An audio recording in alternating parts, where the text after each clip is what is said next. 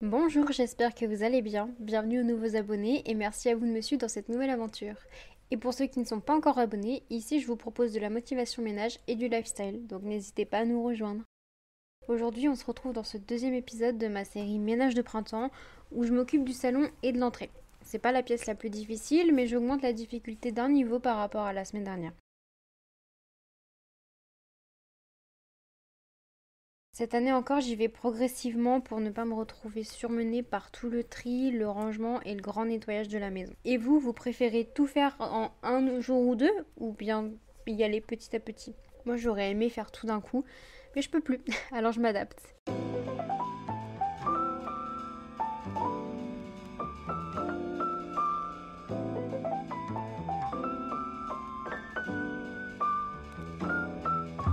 Et je pense que je vous ferai une plus grande vidéo dans laquelle je ferai des finitions un peu partout dans la maison parce que j'ai filmé que le grand tri, rangement et nettoyage. J'ai pas eu le temps de faire les finitions, c'est-à-dire les rebords de fenêtres, les plaintes, les interrupteurs, etc. Mais dites-moi si ça vous intéresse que je le fasse en format long ou en format court. Est-ce que vous voulez des astuces nettoyage aussi ou pas?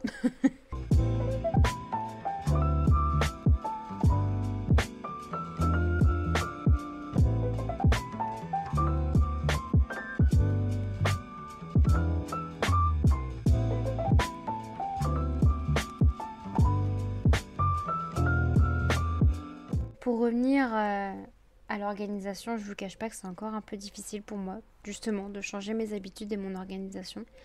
Mais je dois articuler tout ça autour de ma nouvelle vie de maman qui a repris le travail et qui travaille aussi sur YouTube.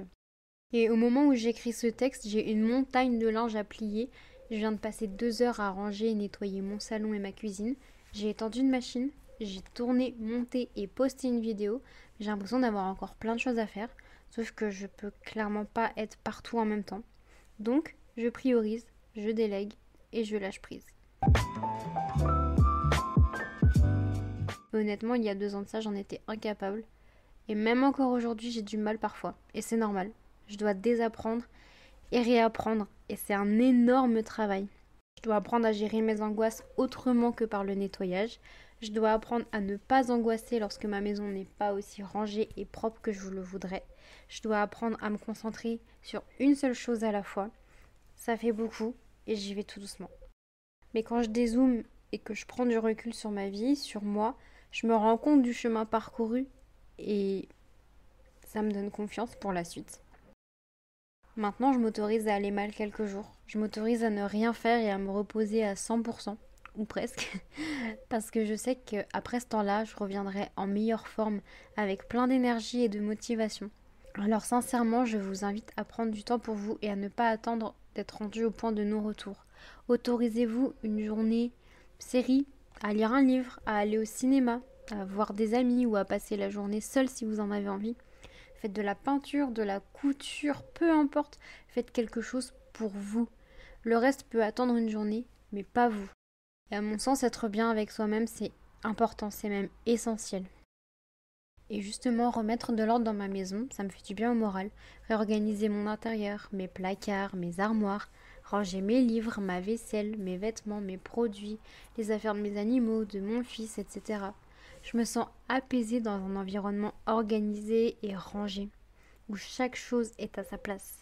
Avoir le contrôle sur mon petit cocon m'aide vraiment à m'y sentir bien. Et je me sens très vite mal à l'aise lorsque le bazar commence à s'accumuler. Et je prends du retard sur mon ménage, ou encore quand les animaux salissent la maison, avec l'eau, la litière, les croquettes ou les traces de pattes de mon chien. J'ai le sentiment de me laisser dépasser et de ne pas gérer et je sais plus où donner de la tête. Mais heureusement, comme je vous le disais, j'arrive de plus en plus à gérer tout ça, à accepter que ma maison n'est pas toujours rangée, que l'organisation qu'on avait avant n'est plus la même. Et j'arrive à laisser cette angoisse dans un coin de ma tête pour me focaliser sur l'essentiel. Parce que oui, avant, je ne prenais pas le temps de faire quelque chose qui me plaisait si ma maison n'était pas nettoyée. Ça paraît fou dit comme ça, mais c'est vrai. Parce que je ne pouvais pas partir de chez moi sans avoir fait le ménage. Je ne pouvais pas me poser sans avoir fait le ménage. L'idée de rentrer chez moi et de retrouver du bazar, c'était impossible. Encore aujourd'hui, quand je rentre et que c'est pas propre, je râle, mais je m'empêche plus de vivre maintenant.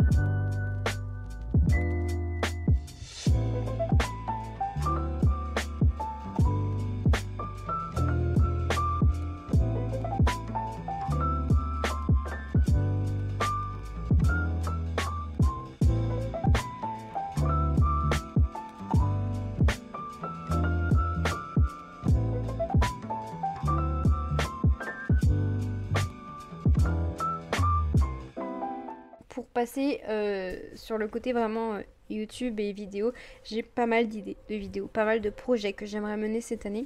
Et j'essaie d'organiser tout ça. Je me fais des to-do list et j'établis un schéma de réalisation un petit peu. Visualiser sur papier m'aide beaucoup à m'organiser et à prioriser mes actions.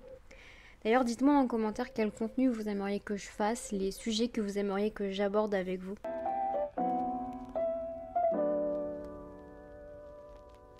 Je vous cache pas qu'en ce moment, j'ai pas beaucoup de temps et c'est très frustrant car je dois concentrer un maximum de choses en peu de temps, tout en essayant de rendre une certaine qualité dans mon travail.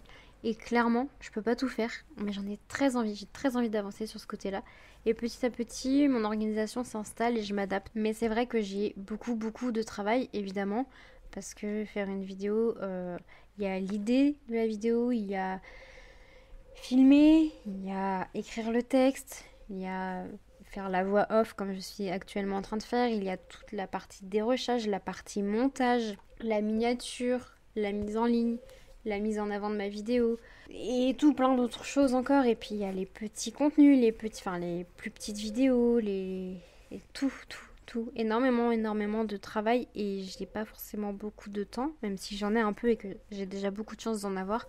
Je suis très contente, mais j'ai besoin de plus et c'est très frustrant parce que il faut que je concentre vraiment, comme je te disais tout à l'heure, un maximum de choses en très peu de temps pour être sûre d'avancer quoi. Et de faire le plus gros et ensuite petit à petit essayer de en faire un peu par-ci par-là, mais c'est très compliqué. Donc j'espère que vous serez tolérant envers moi si je ne suis pas toujours à jour dans mes vidéos et que je prends un petit peu de retard. En tout cas, je préfère avoir un peu de retard et avoir une vidéo de meilleure qualité parce que cette vidéo elle est prête depuis plusieurs jours déjà. Mais j'ai effacé toute ma partie son, tout mon texte parce que ça ne me convenait pas et je voulais vraiment faire quelque chose de qualitatif. Donc c'est ce que je fais. En tout cas j'essaye. Mais voilà. Ça, c'est très frustrant parce que j'ai plein d'idées, plein d'envies. Mais je peux pas tout faire d'un coup, c'est sûr. C'est normal. Mais c'est comme ça.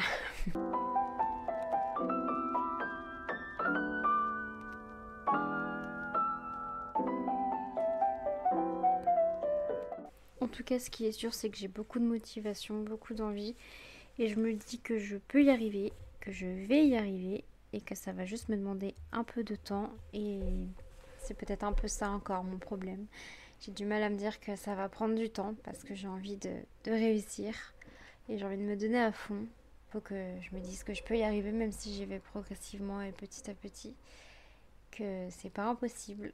Et j'espère que j'arriverai à vraiment y croire et que je vais vraiment réussir mes objectifs. C'est normal de douter par moments. C'est normal de se demander si on va y arriver.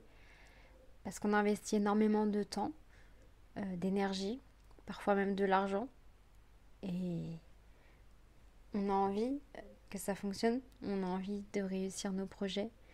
Et YouTube, c'est vraiment la première fois de ma vie où je me sens passionnée par ce que je fais et où j'ai l'impression qu'il y a une possibilité et que j'aime ce que je fais en termes de travail. Je vous parle pas de ma vie de famille, de ma vie de maman, etc.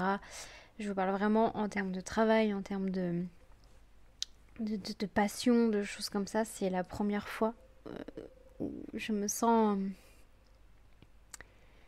bien. Et donc j'ai envie de tout donner et de réussir et j'y crois.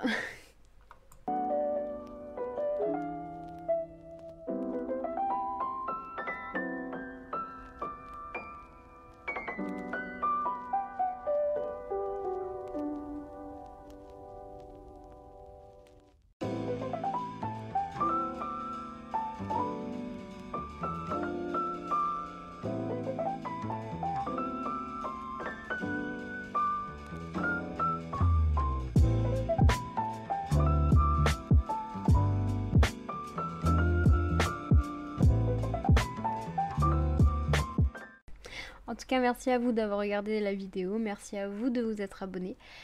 Dites-moi dans les commentaires quelle pièce vous aimeriez que je fasse pour le prochain épisode, parce qu'il y a encore pas mal de pièces à faire dans cette maison. Donc dites-moi celle que vous aimeriez voir prochainement. Et je vous fais des gros bisous.